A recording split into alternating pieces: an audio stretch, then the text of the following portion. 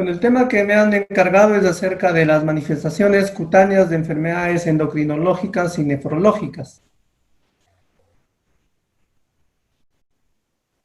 Como introducción, sabemos que la piel es el órgano más extenso del cuerpo humano y esta va a derivar de dos hojas embrionarias. Ustedes saben que ahí tenemos tres hojas embrionarias, como tenemos acá en la imagen, el endodermo, el ectodermo y el mesodermo. La piel tiene doble origen, ectodérmica y mesodérmica. La ectodérmica, la misma que va a dar origen al sistema nervioso, por lo tanto, diversas manifestaciones que van a producir en la piel pueden ser exacerbadas por el tema del estrés. Entonces, es la explicación por el cual diversas patologías dérmicas, por ejemplo, son exacerbadas por el estrés. Cualquier enfermedad sistémica puede ser el reflejo de las alteraciones internas, puesto por este mismo origen, ¿no? Puesto que estos va a tener relación con diversos aparatos, sistemas y órganos. Por lo tanto, estos marcadores dermatológicos pueden preceder a la enfermedad, acompañar o seguir al diagnóstico de alguna patología sistémica. Por todo esto es importante tener en cuenta siempre a la piel como un medio diagnóstico. Además de que la piel está a simple vista y no requiere muchos exámenes auxiliares o elementos invasivos. Simplemente podría ayudarme mucho la biopsia, por ejemplo, y además de la biopsia, los estudios anatomopatológicos, los estudios de inmunofluorescencia directa o la inmunohistoquímica, que puede ayudarnos en diversas enfermedades, tanto inflamatorias, inmunológicas y también oncológicas, ¿no? Entonces es importante las manifestaciones cutáneas de las enfermedades sistémicas. En este caso vamos a empezar con los signos cutáneos endocrinológicos. Esto es un poco para recordar de que la hipófisis o glándula pituitaria, que es la que vamos a hablar en forma descendente, de arriba hacia abajo, cefalocaudal. Vamos a ver el tema de la hipófisis o pituitaria, que es una glándula que tiene dos partes, ¿no? El lóbulo anterior y el lóbulo posterior.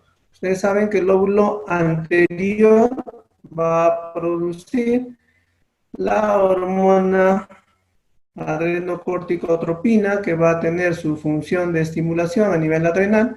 Puede también producir la prolactina, su función a nivel de las mamas, la TSH, hormona estimulante de la tiroides, a nivel de la tiroides, la FSH y la folículo estimulante, la luteinizante a nivel del testículo y los ovarios, la somatotropina o la hormona de crecimiento, que va a tener su efecto a través de la somatomedina, que es lo que vamos a ver posteriormente, producida en el hígado a través de los huesos, músculos, adipocitos, es decir, la hormona de crecimiento tiene su efecto a ese nivel. Y a nivel del lóbulo posterior tenemos a la oxitocina y la hormona antidiurética, ¿no? Eso es un recordar de fisiología para centrarnos en los temas que vamos a tratar.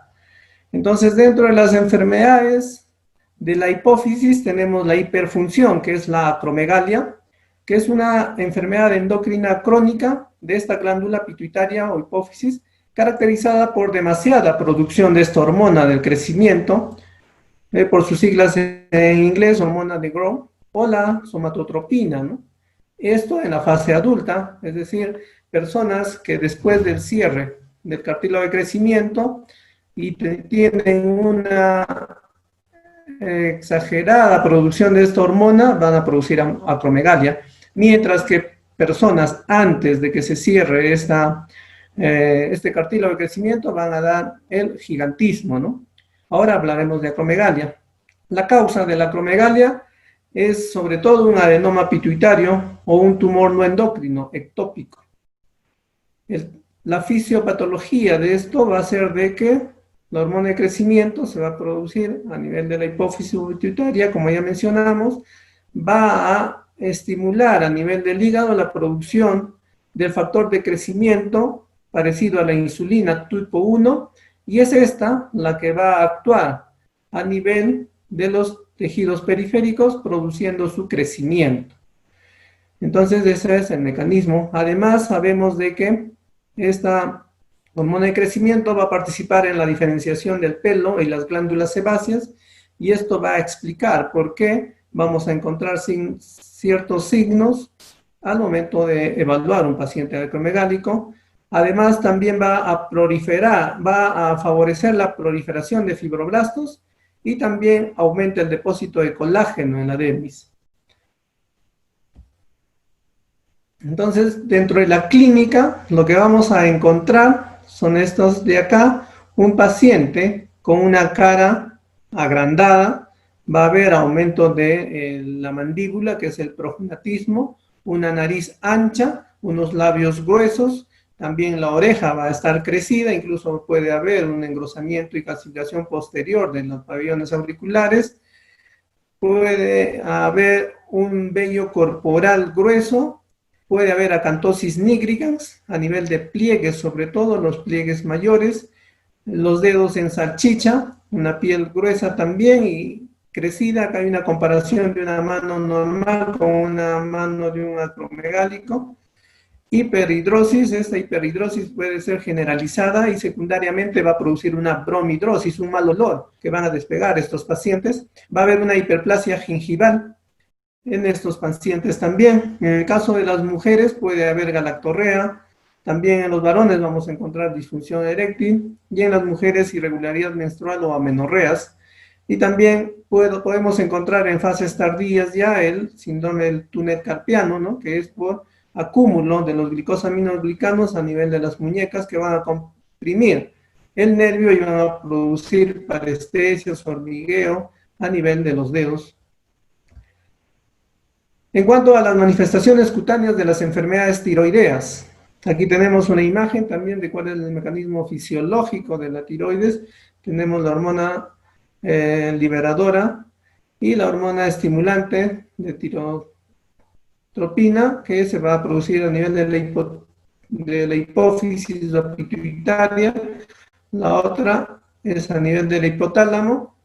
Esta TSH, la hormona estimulante de la tiroides, va a estimular a la glándula tiroides para que se produzca el T3 y el T4, y el T4 va a tener una conversión a nivel de los tejidos periféricos, teniendo su acción. Entonces, las hormonas tiroideas son muy importantes porque van a producir diversas acciones a nivel de los diversos órganos y sistemas, y también a nivel celular, obviamente, ¿no? Pero hay condiciones médicas que pueden afectar los niveles de esta hormona, como son cuando se incrementa la hormona transportadora de la tiroxina, por ejemplo, que se puede estar incrementado en el embarazo, en hepatitis crónicas, en infecciones, en la cirrosis bilar, en las porfirias agudas intermitentes. En este caso se incrementa la proteína transportadora y por lo tanto van a producir un poco de disminución de la tiroides a nivel sanguíneo. La hormona transportadora también puede estar disminuida. ¿En qué casos? En las enfermedades crónicas del hígado, en las enfermedades crónicas sistémicas, en las acromegalias activas que acabamos de ver, en las nefrosis, en las nefropatías. Entonces, en estos casos también va a haber un aumento de este tipo de la tiroxina a nivel periférico. Entonces, se tiene que tener en cuenta estos estados del organismo para poder ver si realmente es una enfermedad tiroidea, hipertiroidea o hipotiroidea, por hiperfunción o hipofunción. Veremos el caso del hipotiroidismo, que es la enfermedad por disminución de la actividad funcional de esta glándula tiroides y por lo tanto el descenso de la secreción de las hormonas tiroideas. Este hipotiroidismo puede ser de tres tipos: primario, secundario o terciario. El primario, que se va a dar el trastorno a nivel de la propia glándula tiroidea; el secundario a nivel de la hipófisis y el terciario a nivel del hipotálamo. Entonces, de las primarias, la causa más frecuente es la tiroiditis de Hashimoto, el cual va a dar diversos signos clínicos, sistémicos, y a nivel de la piel vamos a ver esta facies. Es una facies inexpresiva, un aumento de las arrugas, una piel seca, que veremos posteriormente más. Dentro del cuadro clínico sistémico podemos ver diversos síntomas y signos. que van a afectar los diversos órganos y sistemas. En el hipotiroidismo se enlentece todo, el metabolismo celular está enlentecido, por lo tanto todos los aparatos y sistemas están enlentecidos. Es por ello, por ejemplo, que vamos a ver estreñimiento, porque la motilidad intestinal está disminuida, por ejemplo, ¿no? También hay menorragias, incluso puede haber amenorrea. En el caso de la piel, vamos a encontrar una piel fría, pálida, seca, xerótica y una coloración naranja amarillenta, como vemos acá, el pelo está seco, quebradizo y un lento crecimiento. Vamos a ver la facies hipotiroidea, en el cual es una facies inexpresiva, como vemos en esta imagen. Va a haber edema palpebral, una nariz ancha también, unos labios gruesos, va a haber una alopecia, es decir, caída del cabello. El cabello también está deslustrado, seco, frágil, va a ser de un crecimiento lento también. Va a haber la alopecia o la caída del pelo de la cola de las cejas, que se denomina madarosis. No es patognomónica, pero también se ve en este cuadro de hipotiroidismo. Va a haber blefaroptosis, es decir, caída del párpado, y macroglosia. La piel está también engrosada, la voz es ronca. Entonces son esos signos clínicos que vamos a encontrar en el paciente hipotiroideo. Tenemos también que puede haber una placa seca, xerótica, queratósica a nivel de las zonas extensoras y flexoras, que van a impedir un poco la flexión. También la piel está amarillenta, por lo que hay un acúmulo, un poco metabolismo de los carotenos. Está fría, está pálida, porque también hay una frecuencia cardíaca lenta, una presión arterial, también hay hipotensión. Entonces todo eso va a producir a una piel fría y pálida. Va a producirse el signo de Hertosh o la madarosis, que es la caída de la ceja, de la cola de las cejas. Las uñas están deslustradas, están delgadas, frágiles, estriadas también, con estrías longitudinales y un crecimiento lento. Entonces, esas son las características de un hipotiroidismo. Además, va a haber queratodermia palmoplantar, placas queratósicas a nivel de las palmas y de las plantas, y observen esa coloración también amarillenta, ¿no? Amarillenta en el hipotiroidismo. También vamos a encontrar el mixedema, que es el acúmulo de mucopolisacáridos en la dermis, en toda la dermis a nivel de la piel, pero también a nivel de todos los aparatos y sistemas se va a dar este acúmulo de mucopolisacáridos, y es el que va a ser el causante de que la piel se vuelva así edematosa, los labios sean gruesos, haya macroglosia, y al final este acúmulo puede darse a nivel del sistema digestivo, también del aparato cardiovascular, renal, hepático, a nivel de todos los órganos, aparatos y sistemas se va a producir este acúmulo, y por lo tanto posterior puede producir el coma mixedematoso, ¿no? Que es un cuadro muy aparatoso y ya grave. En el caso de las manifestaciones cutáneas del hipertiroidismo, el hipertiroidismo es una enfermedad donde hay demasiada producción de la hormona tiroxina. Y en este caso sucede al revés del hipotiroidismo. En este caso hay un aceleramiento del metabolismo de todo el cuerpo, el metabolismo celular. La causa más común del hipertiroidismo tenemos la enfermedad de Graves, que es una enfermedad denominada también el bocio tóxico generalizado, que se va a caracterizar por una triada, que es bocio, exoftalmos y el mexilema pretibial, que es lo que veremos más adelante. También se va a producir la oftalmopatía hipertiroidea, que se caracteriza por quemosis, es decir, un edema a nivel conjuntival, a nivel edema periorbitario, exoftalmos, y la proptosis, ¿no? Que es los ojos salidos, que es característico del hipertiroideo, exoftalmos. El hipertiroidismo, como decía, va a acelerar todos los aparatos, órganos y sistemas, el metabolismo celular está incrementado y va a dar síntomas, por lo tanto, generales, ¿no? A nivel del sistema nervioso, nerviosismo, irritabilidad, ansiedad, a nivel cardiovascular, palpitaciones, ¿no? A nivel del sistema gastrointestinal, por ejemplo, puede producir lo que son defecaciones frecuentes, la hiperdefecación, ¿no? A nivel muscular va a producir debilidad muscular. A nivel de la piel, aumento de sudor, un adelgazamiento del corporal también, el tejido graso va a estar adelgazado, temblor en las manos, dificultad para dormir, esos sí son los síntomas generales que presentan. A nivel de la piel vamos a encontrar una piel fina, blanda, está caliente y húmeda, está caliente justamente porque hay una vasodilatación periférica, hay mucho metabolismo celular, produce mucha calor, mucha temperatura, entonces el organismo produce una vasodilatación periférica tratando de controlar eso, y también va a estar húmeda porque hay hiperhidrosis, aumento del sudor. También hay casos de alopecia, también a nivel de las uñas va a haber onicolisis, un despegamiento del lecho y la matriz unguial, va a haber coiloniquia, uñas en cuchara, como en cuchara, ¿no? Entonces, eso también se va a ver las hiperhidrosis, el flushing facial también y eritema palmar por vasodilatación periférica, la cara también está roja en estos casos de los pacientes hipertiroideos. También vamos a ver acropaquias, es decir, dedos en palillo de tambor y un poco de cianosis distal. Esto sobre todo cuando se asocia a enfermedades cardiovasculares como insuficiencia cardíaca, ¿no?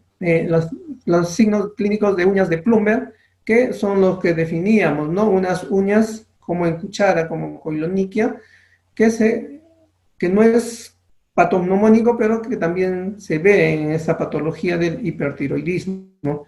Como esta es una de las enfermedades autoinmunes, la causa de la Gray-Bassett es autoinmune, se puede asociar a otras enfermedades autoinmunes, como es el vitíligo, con unas manchas acrómicas, pueden ser múltiples, únicas, localizadas, segmentarias a nivel de diversas partes del cuerpo. Pueden ser la alopecia areata, placas alopécicas en el cuero cabelludo, que también son de causa autoinmune, ¿no?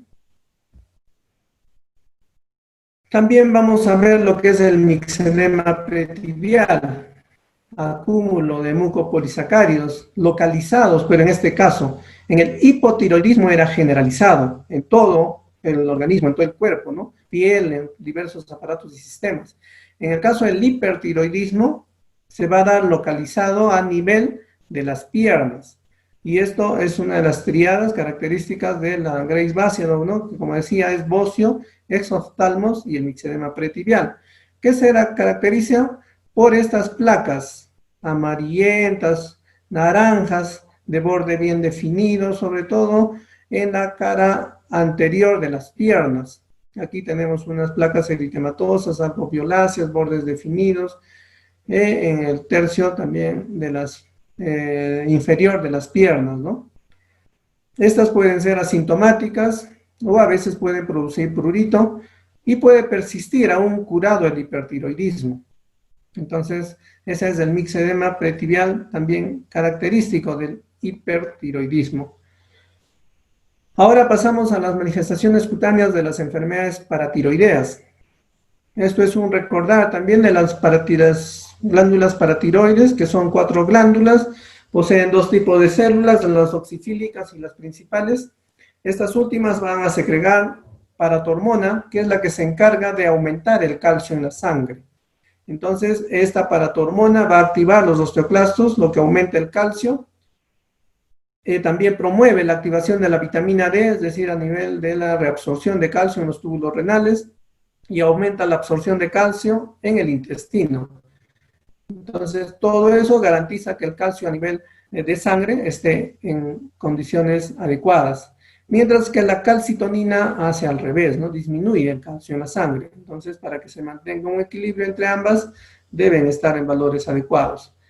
Entonces, vamos a ver su hipofunción de la paratiroides, que es la que se denomina el hipoparatiroidismo, cuya causa de estas, la más frecuente, es la cirugía de la tiroides o del cuello, post un hipertiroidismo o de alguna otra índole, una patología tiroidea, que es una de las causas mucho más frecuentes, en el cual extirpan también las glándulas paratiroideas. También secundario con yodo radioactivo en el hipertiroidismo, o niveles muy bajos de magnesio en la sangre, o ataque autoinmunitario de estas glándulas paratiroideas. Entonces la fisiopatología sería, disminuye la aparatormona, disminuye la absorción intestinal, disminuye la reabsorción ósea, la resorción tubular, por lo tanto hay hipocalcemia. Igual esto va a tener signos clínicos sistémicos en diversos aparatos y sistemas, en el cual el trastorno neuromusculares, por ejemplo, va a haber calambres, a nivel del sistema nervioso va a haber neurosis, psicosis, a nivel de las alteraciones óseas puede haber raquitismo, deformaciones esqueléticas, cardíacas, arritmias, prolongaciones del ST, prolongación de intervalo QT, alteraciones dentales también, y a nivel de la piel, que es lo que nos toca ahora, es resequedad, piel escamosa, uñas quebradizas, el pelo áspero, y también mayor tendencia a las micosis, por ejemplo, la candidiasis mucocutánea crónica, que es un cuadro, que es una infección crónica por candidiasis, que veremos luego. Entonces, el hipoparatiroidismo, los signos clínicos a nivel de la piel, las manifestaciones cutáneas, vamos a encontrar una piel seca, descamativa, las uñas son opacas, frágiles, vamos a encontrar las líneas de Blau, que son estas líneas blanquecinas, pueden ser únicas o múltiples y pueden ser depresiones también, que traduce las crisis de deficiencia de calcio. El pelo está pajizo, áspero, escaso y quebradizo, y la candidiasis mucocutánea crónica, que puede ser muy frecuente a nivel de mucosas, sobre todo a nivel de las mucosas, ¿no? Ustedes saben que la cándida es un comensal, es saprófito, pero cuando obtiene unos medios adecuados para su proliferación, va a dar el cuadro de candidiasis mucocutánea crónica y se ve en los casos de hipoparatiroidismo. También puede producir cataratas, ¿no? Alteraciones de la dentición con anomalías definitivas, sobre todo cuando da en niños. También un cuadro de hipoparatiroidismo que se asocia al embarazo, que es el impétigo herpetiforme, un tipo de psoriasis pustulosa generalizada del embarazo que se da sobre todo en el tercer trimestre y que son pústulas estériles. Pústulas estériles a veces pueden ser diseminadas, ¿no? Pero que tienen tratamiento y, bueno, no producen mayor afección en el recién nacido. Las líneas de Beau, como vemos acá, son depresiones a nivel de las uñas, pueden ser únicas o múltiples en todas las uñas, que traducen lo que son las crisis hipocalcémicas. Dosaje de calcio bajo a nivel sanguíneo, ¿no? Entonces, ustedes saben de que el crecimiento de la uña, el recambio de la uña para que vaya del pliegue proximal al hiponiquio demora en promedio en la uña de las manos unos 6 meses. Entonces, esto nos traduce cuándo podría haber sido esa crisis, ¿no? Por ejemplo, si son 6 meses, dividimos en 6 la uña y esta sería aproximadamente 2 meses, ¿no? Que ha habido esa crisis hipocalcémica, por ejemplo, y nos ayudaría.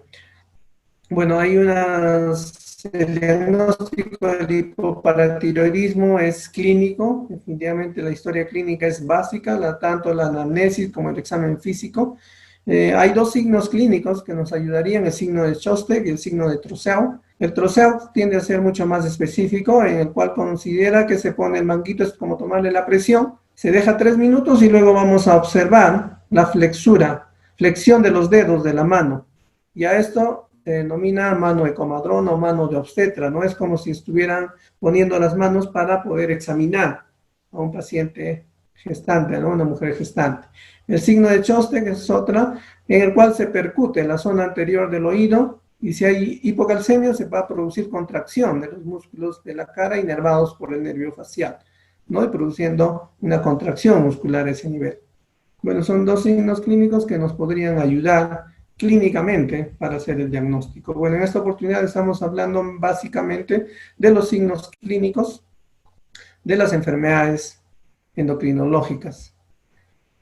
En cuanto al hiperparatiroidismo, hiperfunción de las glándulas paratiroideas, entonces las causas de estas tenemos adenomas, que es el 80 por 90% de las causas, y hay otras también. La clínica de estas enfermedades pueden ser agudas, que generalmente son asintomáticos, produciendo unas crisis hipercalcémicas, a veces con insuficiencia renal aguda, y las crónicas pueden ser calcificaciones metastásicas, como son las calcinosis cutis o la calcifilaxis, que vamos a ver posteriormente, las nefrolitiasis y los quistes óseos también, como afecciones crónicas. En el caso de la piel, lo que vamos a encontrar es que puede haber un prurito generalizado, un prurito, también puede haber urticaria crónica, ronchas, sabones dispersas, es una de las causas también, el hiperparatiroidismo de urticaria crónica.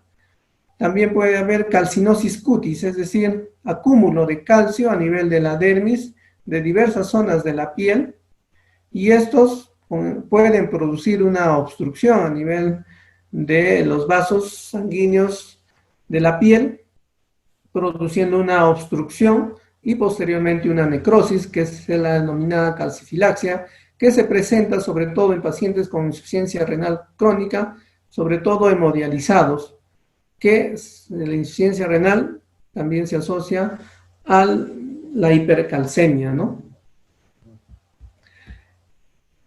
También vamos a encontrar neoformaciones a nivel de las encías, que es secundaria a la formación de quistes óseos, y la queratopatía en banda, opacidad corneal, que es también característica del hiperparatiroidismo. Las manifestaciones cutáneas de la enfermedad suprarrenal. Aquí tenemos una imagen de la fisiología de la glándula adrenal. Ustedes saben que tenemos el hipotálamo, la hipófisis, ahí tenemos la hipófisis anterior, y la glándula, la suprarrenal, ¿no? Entonces, se va a dar la hormona liberadora, luego la adenocorticotropina, y va a actuar a nivel de la corteza y va a producir los esteroides, sobre todo el glucocorticoide, que es el cortisol, el que va a tener sus efectos. Un exceso de esto nos produce el síndrome de Cushing, y una disminución, la enfermedad de Addison. Las causas del síndrome de Cushing, que el síndrome de Cushing es el trastorno hormonal causado por la exposición prolongada a un exceso de la hormona cortisol. Las causas tenemos la hipersecreción pituitaria de ACTH, hormona adrenocorticotrópica, y que se denomina la enfermedad de Cushing, realmente la enfermedad. Cuando la secreción ectópica de ACTH puede ser por tumores no hipoficiarios también, o puede ser la hipersecreción adrenal en sí, de la glándula adrenal misma, o la administración exógena de corticoides, como tal es el caso del Cushing iatrogénico. Esas son las causas del Cushing en todo caso. Dentro de la fisiopatología ya mencionamos que el hipotálamo y la hipófisis segrega la ACTH, va a tener su acción a nivel de la corteza, por eso se denomina corticoesteroides o esteroides, que van a ser la aldosterona, el cortisol, y los andrógenos también están dentro de, que se producen en la corteza. Tenemos la zona glomerular, fascicular, reticular, y estas van a tener sus efectos en diversos órganos, y también van a dar el feedback o la retroalimentación negativa, ¿no? Eso ya ustedes dominan esos cuadros. El síndrome de Cushing va a tener afecciones a nivel de diversos órganos. Así tenemos a nivel del cuerpo, en la grasa va a haber ganancia de peso, una obesidad central. A nivel de la piel vamos a ver unas fases de cara de luna llena que veremos más adelante. A nivel del hueso va a haber osteopenia, osteoporosis. A nivel del músculo, miopatía proximal, sistema cardiovascular, hipertensión, arteriosclerosis, ¿no? Y sus efectos diversos a nivel de los órganos. A nivel de la piel o la manifestación cutánea, ¿qué vamos a tener? Vamos a encontrar la jiba de búfalo, es decir, una redistribución de la grasa cutánea a nivel de la zona del cuello, la facies de luna llena, ¿no? O la cara de luna llena, la obesidad central, obesidad centrípeta, adelgazamiento de las manos y de los pies, de las extremidades, ¿no? Extremidades superiores e inferiores. Va a haber estrías rojo-vinosas a nivel del abdomen, de los brazos, de los muslos, en diversas partes, sobre todo a nivel del abdomen, las estrías, que es por ruptura de las fibras elásticas de la piel. va a haber también hirsutismo, puede haber ginecomastia, y aquí hay un acercamiento de las estrías que son rojo vinosas.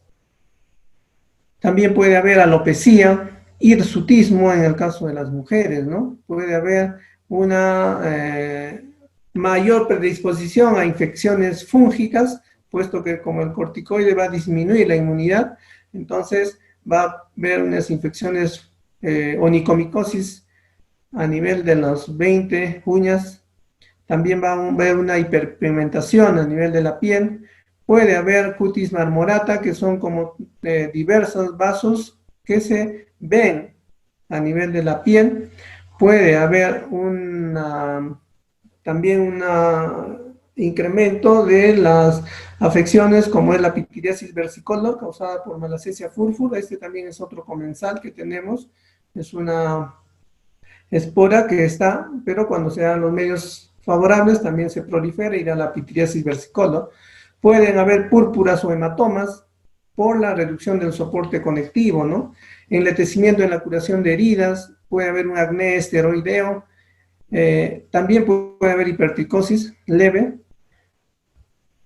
Entonces esos son los signos clínicos del síndrome de Cushing. La otra entidad de la enfermedad suprarrenal es la enfermedad de Addison, que es causada por la hipofunción o insuficiencia subcórtico suprarrenal primaria. Dentro de las causas, las más frecuentes son la adrenalitis autoinmunes. Antes, mucho antes, era la tuberculosis, pero ahora es la adrenalitis autoinmune, ¿no? Las clínicas lo que va a dar es hiperpigmentación. Hiperpigmentación en zonas expuestas, sobre todo, por efecto de la hormona melanocitoestimulante. Va a haber pigmentación a nivel de las mucosas, a nivel de la lengua, en estos bordes laterales, a nivel de las encías también, pigmentación. También en las areolas, en las axilas, en los pliegues palmares, en las membranas mucosas, en las uñas. Va a haber una hiperpigmentación, como se ve en estos casos, a nivel de las uñas, líneas longitudinales o toda la uña pigmentada. También líneas palmares, las líneas de la piel, de la palma y las plantas están hiperpigmentadas. A nivel de los codos, de las zonas de roce, también están pigmentadas. El cabello está oscurecido. También se puede asociar con vitíligo, calcificación del cartílago de la oreja, y puede haber pérdida aumentada de sal en el sudor. Entonces, esos son los signos de manifestaciones del Addison. En el caso de las manifestaciones cutáneas de la diabetes, aquí ustedes saben que la diabetes es un trastorno metabólico cuya característica común y principal es la presencia de concentraciones elevadas de glucosa en la sangre de manera persistente.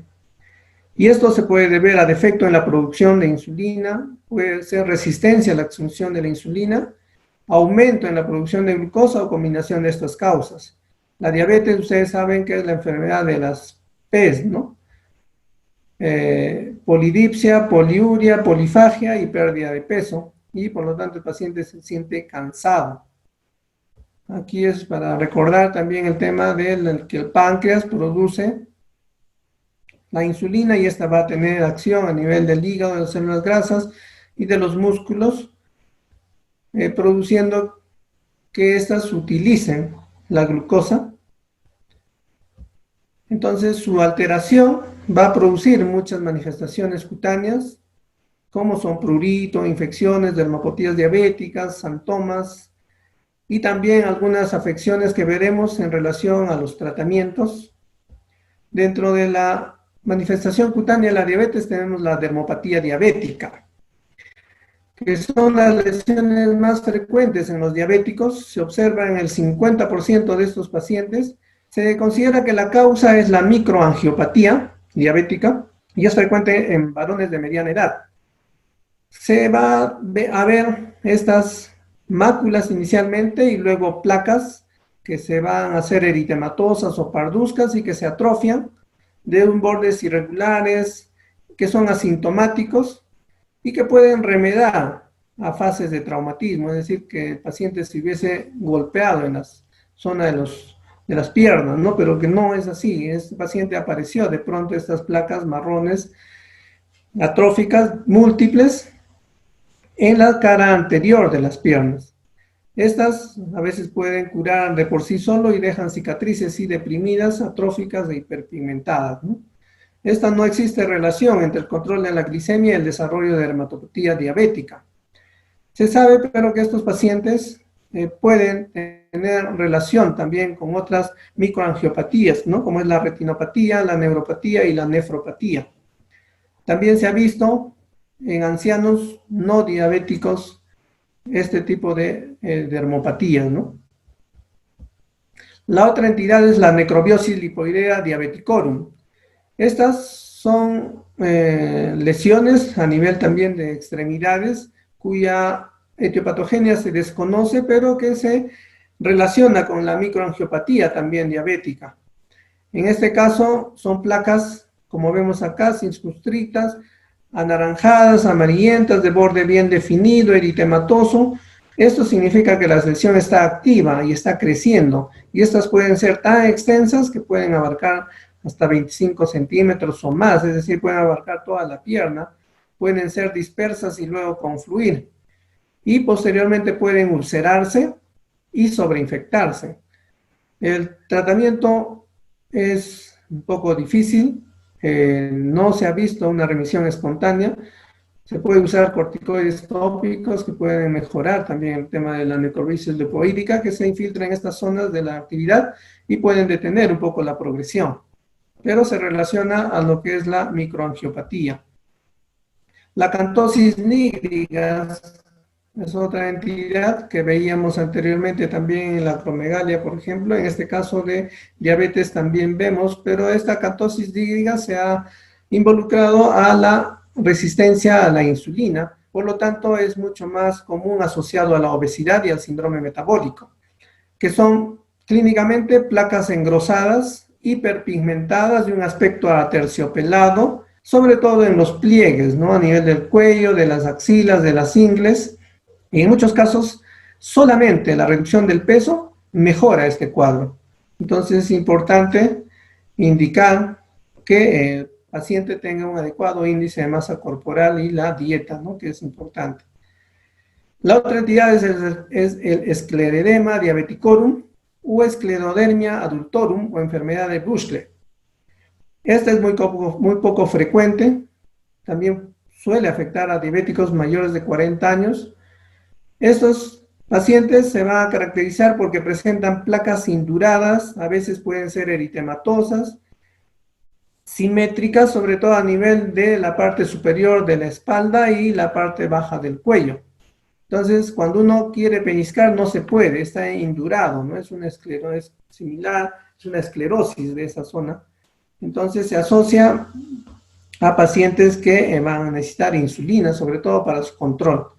¿Esto por qué se produce? Probablemente por un depósito de glucosaminoglicanos en el tejido conjuntivo, es decir, a nivel de la dermis. Se va a encontrar también como parte del esclerodema diabeticorum en un engrosamiento de los nudillos de las manos, que serían las pápulas de Huntley, y también se puede observar el signo de Prayer, es decir, cuando uno quiere hacer que junten las palmas de los dedos, no va a poder, porque justamente hay un engrosamiento y hay una esclerosis, está dura y no se puede juntar. Ese es el signo de Prayer. Los xantomas eruptivos, que son una erupción de pápulas amarillentas, naranjas, cupuliformes, múltiples y milimétricas, que se relacionan a hipertrigliceridemia, marcada hipertrigliceridemia en el caso de los pacientes diabéticos. Sobre todo el xantoma eruptivo es el que más se asocia, y solamente tratando la diabetes y disminuyendo los triglicéridos tienden a mejorar, ¿no? La característica de estos xantomas es la coloración eritematosa amarillenta, amarillenta el color de la grasa, ¿no? Triglicérido. La otra entidad es el granuloma anular. Esta no es patognomónica tampoco, ¿no? Bueno, se asocia, se ve en otras patologías o a veces de causa idiopática, que son placas redondeadas de un borde elevado, eritematoso a veces, que es de aspecto anular. Es por ello que se ve su nombre mismo lo dice, granuloma anular, ¿no? Pueden ser únicas o pueden ser múltiples o diseminadas, pueden ser asimétricas o en ambas manos, ¿no? Por ejemplo, siendo simétrico. Esta también se relaciona a la diabetes. La carotinemia o pigmentación amarillo-naranja de la piel. Esto tanto se ve en palmas y plantas mucho más marcado por mayor concentración de carotenos en el suero. La bulosis diabeticorum o las ampollas diabéticas. También es otro cuadro donde aparecen espontáneamente ampollas. Pero obviamente para esto tenemos que haber descartado un trauma u otra patología. Pero en este caso de la diabetes se da también por microangiopatías donde se van a formar ampollas intraepidérmicas en manos, en extremidades sobre todo, que tienen un contenido claro, está tenso y con tendencia a resolverse sin dejar cicatriz, porque está sobre la lámina basal. Pero sí, a veces pueden sobreinfectarse, ¿no? Y eso es el cuadro que puede complicar las ampollas diabéticas. Las otras manifestaciones son las angiopatías diabéticas y las neuropatías diabéticas, ¿no? Como es el pie diabético, que se va a dar, va a disminuir la sensibilidad, va a producir anestesia incluso, y por lo tanto el paciente no va a sentir dolor y se va a producir estas erosiones, luego úlceras, y que pueden ser, llevar a la gangrena, al pie diabético en sí, ¿no? También estos pacientes pueden ser mucho más susceptibles a infecciones, candidiasis, la candidiasis crónica o las paroniquias crónicas, ¿no? Que van a producir un eritema periungueal y una distrofia de las uñas, semejando una onicompicosis de otras causas. También las infecciones por estafilococos y pseudomonas son mucho más frecuentes porque el paciente, recuerden que es inmunodeprimido, ¿no? El prurito es otra manifestación cutánea en el cual no es generalizado, es localizado, sobre todo a nivel de la zona vulvar y anal, sobre todo a ese nivel hay prurito, y esto se debe generalmente se relaciona con las tasas elevadas de glucosuria, ¿no? Y además de eso, también porque puede haber candidiasis, vulvovaginitis, sobre todo, o candidiasis, una balanitis candidiásica en el caso de los varones, ¿no? Las infecciones ya mencionábamos, el eritrasma, que es una infección por una corinebacteria a nivel de los pliegues, es mucho más frecuente en estos pacientes, también por la inmunodepresión, la foliculitis por estafilo o coco o por otros, también es frecuente, pápulas eritematosas con el pelo central es característico de las foliculitis y las forunculosis también, forunculosis producida por estafilococo sobre todo, la celulitis secundariamente a estas, también la infección por Candida albicans, eso es frecuente en el caso de las vulvovaginitis, por ejemplo, o también pueden presentar muget oral, ¿no? También puede haber eritrasma a nivel de los pliegues. En los pliegues, como hay humedad, también esa humedad hace que las cándidas se proliferen y pueden dar unas placas eritematosas con pústulas satélites, que es lo característico de las candidiasis o el eritrasma candidiásico. El herpes zóster también en estos pacientes puede ser una presentación anómala, produciendo una neuralgia posherpética mucho más frecuente, sobre todo en los pacientes que tienen un mal control de su enfermedad. En relación a los tratamientos, también hay diversas afecciones que pueden causar esos medicamentos en los pacientes diabéticos. Se ha descrito que los antidiabéticos orales, como las sulfonilurias, están relacionadas a producir alopecia difusa, exantemas maculopapulosos con una reacción adversa a medicamentos, la urticaria y las reacciones de fotosensibilidad también. La ingesta de estos fármacos y el alcohol obviamente predispone a que pueda haber cefalea, taquicardia y otros efectos como síntomas de efecto antabuse, náuseas, vómitos, diarrea, ¿no? La lipodistrofia también en los puntos de aplicación de la insulina, o también la producción de lipomas en esos puntos de aplicación también se ha visto. Por lo tanto, el uso de la insulina purificada o de origen humano ha reducido las reacciones alérgicas. Bueno, hasta ahí vamos avanzando con el tema de las manifestaciones cutáneas de la diabetes. Seguimos con los signos cutáneos de la insuficiencia renal. Bueno, acá son menos diapositivas, ya vamos avanzando y acabamos. Estamos con el tiempo. Dentro de las manifestaciones cutáneas de las enfermedades renales, estas se van a clasificar según si fuese insuficiencia renal aguda o insuficiencia renal crónica. La aguda puede presentar edema y la escarcha urémica, aunque la escarcha urémica también se puede presentar en insuficiencia renal crónica. Además, se puede manifestar a diversas patologías también, que algunas de ellas vamos a ver en este capítulo. El prurito renal es la manifestación más frecuente en la insuficiencia renal crónica. Suele ser intenso y rebelde al tratamiento. En la etiología es de que hay una depuración disminuida de las toxinas y la alteración del metabolismo de calcio y fósforo por el hiperparatiroidismo secundario que se presenta en estos pacientes. La neuropatía asociada a diálisis, que cursa con prurito neuropático también ardiente y doloroso, puede estar presente, ¿no? Entonces es un prurito incoercible, muy persistente, que no cede a los antihistamínicos. Entonces en este caso, bueno, lo que se indica es hidratación, los SINDES, detergentes sintéticos, y básico es la hemodiálisis en estos casos de los pacientes, ¿no? Para calmar ese prurito. La otra entidad es la dermatosis perforante adquirida, que es un trastorno pruriginoso crónico en respuesta del rascado por el prurito renal, es decir, el paciente se rasca y, bueno, va a obtener estas pápulas con costra central y muchas veces que pueden confluir y formar erosiones costrosas múltiples. En general, esta se asocia a insuficiencia renal crónica, pacientes hemodializados, y las lesiones comienzan pocos meses de haber iniciado la diálisis. La etiología es la mioangiopatía diabética y la desregulación del metabolismo de la vitamina A o la vitamina D. Pueden autoinvolucionar si se suspende la hemodiálisis. Por ejemplo, si el paciente tuvo trasplante renal y ya no hace hemodiálisis, esto tiende a resolverse. La clínica son, como vemos acá, pápulas, nódulos múltiples, umbilicadas, muy pruriginosas, que en su centro presentan este tapón hiperqueratósico, que uno cuando le pone con un bajalengua se desprende, a veces pueden coalescer, ¿no? Pueden juntarse produciendo placas verrucosas en las zonas flexoras de extremidades, en el tronco, cara, cuello, pero es raro en el cuero cabelludo. Es la dermatosis perforante adquirida. La otra entidad es la fibrosis sistémica nefrogénica, que esta es similar a la esclerosis sistémica progresiva en la enfermedad renal, ¿no?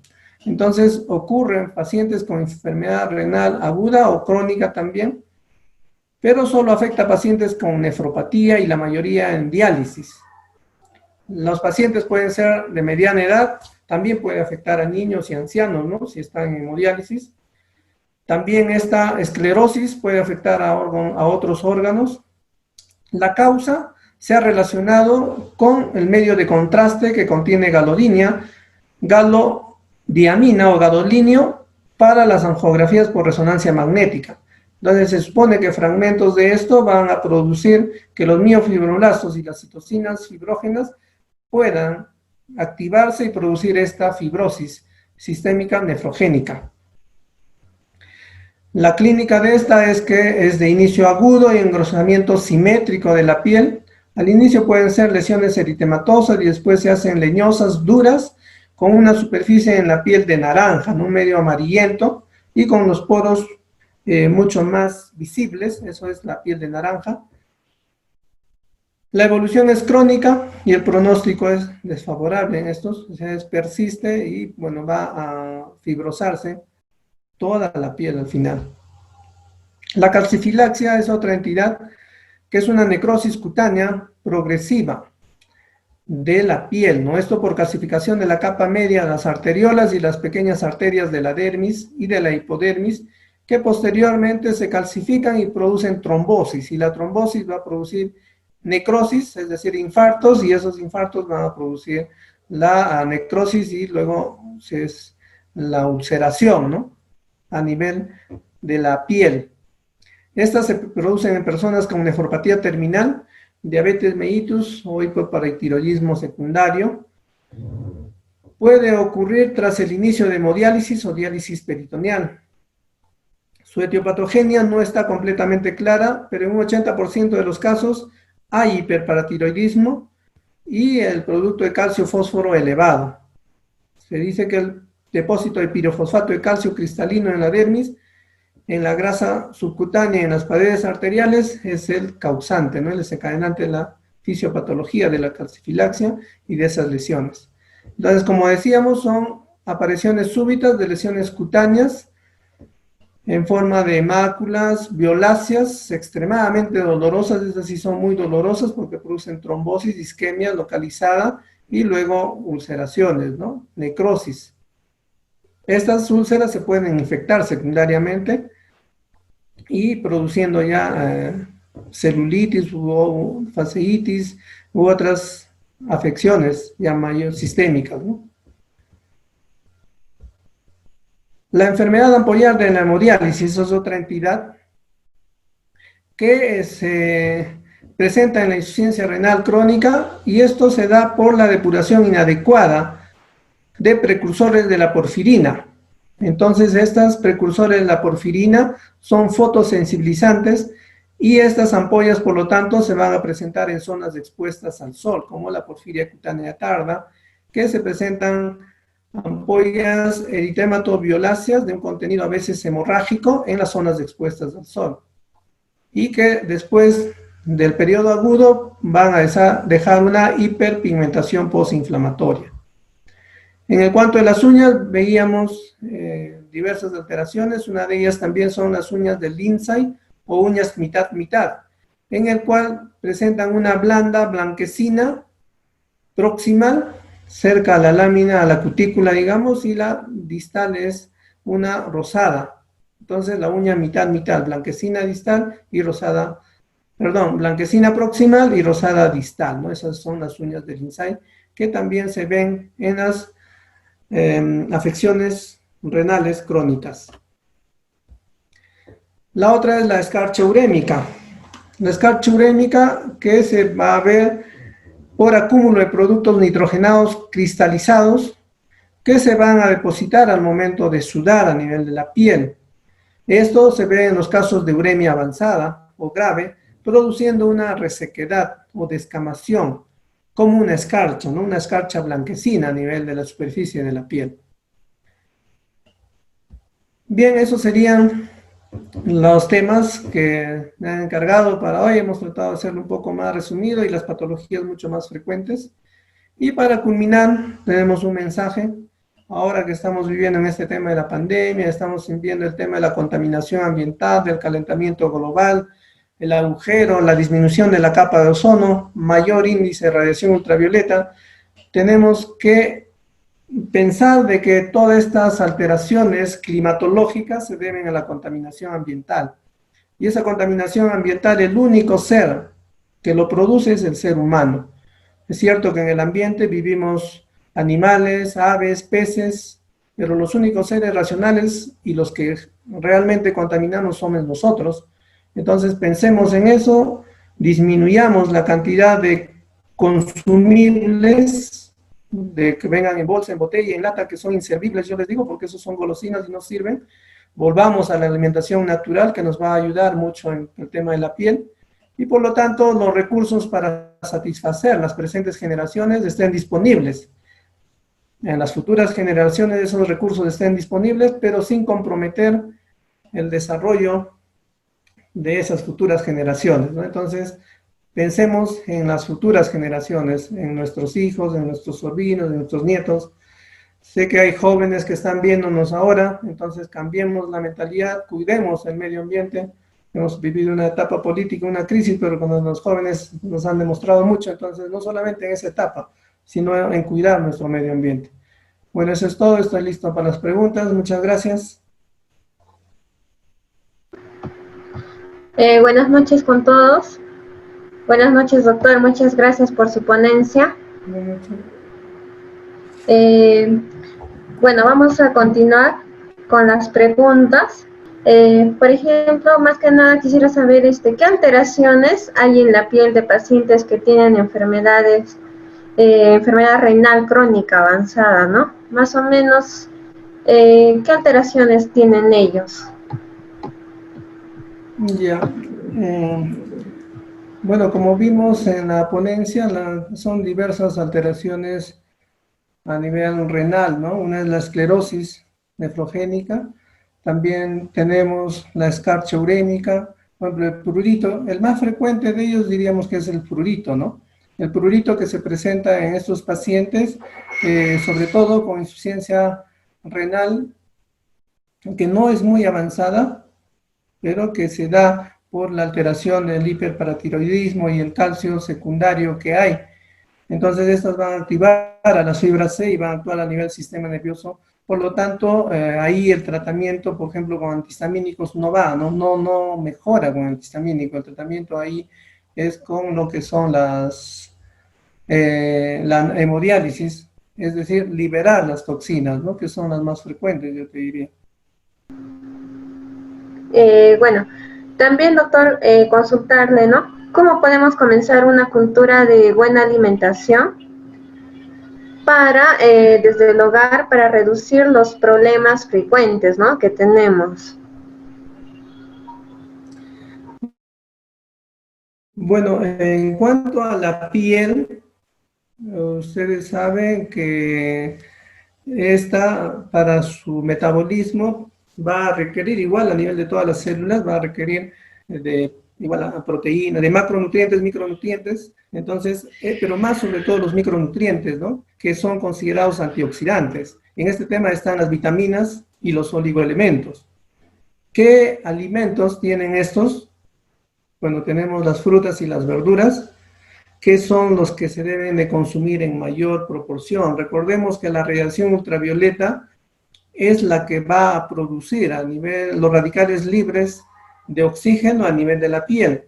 Y esta después va a producir el fotoenvejecimiento, y si es que uno se ha expuesto mucho a la radiación solar y se ha producido quemaduras solares repetitivas, va a producir cánceres de piel.